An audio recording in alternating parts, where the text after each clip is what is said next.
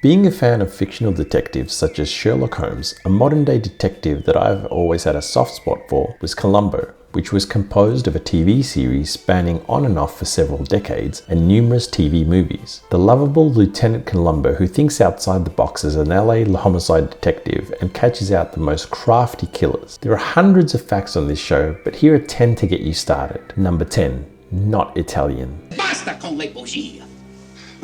Io lo amavo. Assassino! Io non ho fatto proprio niente, non ho fatto... Calm.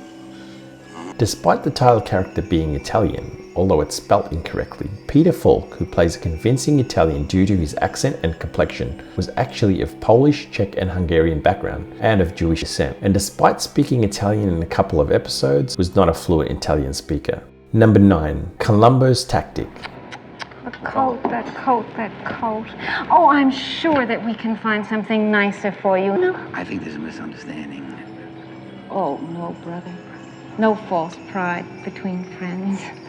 Despite Lieutenant Columbo's seemingly pointless banter, his weird mannerisms, his unkempt appearance, and his supposed forgetfulness, this is all in fact Columbo's ploy into luring his suspects into a false sense of security. Basically, the criminals feel so unintimidated, annoyed, and even feel sorry for him like an uncared for dog. They feel he is no threat and inadvertently end up making mistakes which end up getting them caught. This is essentially brought up by one of the killers in an episode, to which Columbo simply smiles. Tricks? The humility, the seeming absent-mindedness, the homey anecdotes about the family, fumbling and stumbling along.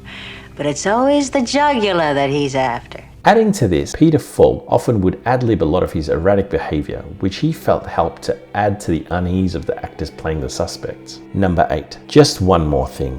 Oh, there's one more thing, sir.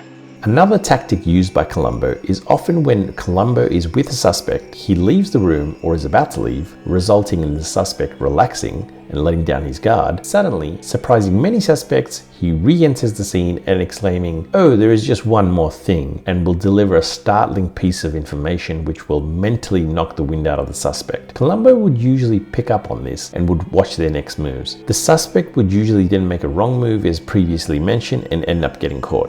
Number 7. Columbo's first name. His first name is never really mentioned, as in the show MacGyver, which I've done a previous episode on. Columbo's first name is never mentioned for the majority of the show, which makes his last name more memorable, and it has stuck in the minds of audiences over the years. The one time it is seen is in an episode where Columbo shows his badge and his first name is shown to be Frank. Despite this, the show's creator William Link has said Columbo has no first name. Number 6. No confidence in the show. Studio heads weren't convinced audiences would take to the title character detective that looks like a homeless bum, but the show ended up being an instant ratings hit, and Peter Falk won an Emmy for the first season. In regard to whether or not I wanted to be here, I was relatively indifferent.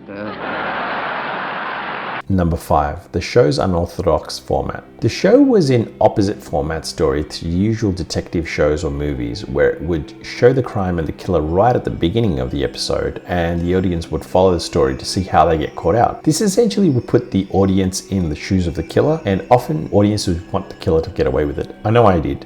Number 4. Missing eye. Peter Falk lost his right eye at the age of 3 due to cancer. The resulting false eye and uneven stare often limited his prospects and resulted in him being dismissed and underestimated by many, which is direct parallel to Lieutenant Columbo being dismissed and underestimated by many suspects. In fact, after a screen test at Columbia Pictures, Harry Cohn dismissed him by saying, "For the same price, I can get an actor with 2 eyes. All I can say is, up yours, Harry." Number 3. Wife. Never had children, I'm sorry to say, but we had each other.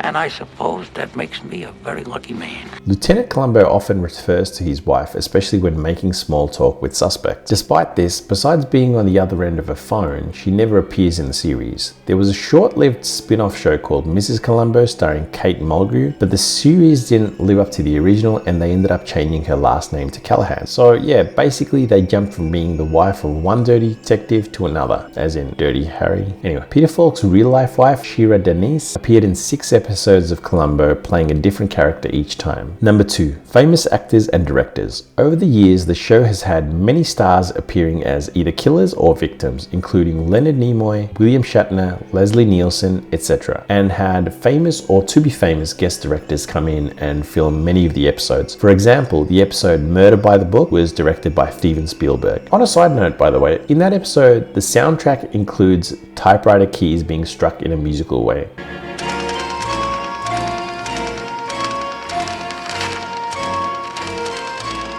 Now, is that attention to detail or what? Number 1, unnecessary confessions. Many episodes ended with the killer confessing to his or her crimes instantly on the spot without a lawyer present. Many times, the evidence Columbo confronts the killer with is entirely circumstantial or not able to be proved, relying only on Columbo himself as a witness. The majority of these cases would get thrown out of court if they ever got charged with the crime. So in most cases, all the killer had to do was keep their mouths shut. Oh, there's one more thing, sir. If you like this video, please like, subscribe, and share, and I'll see you next time. Bye.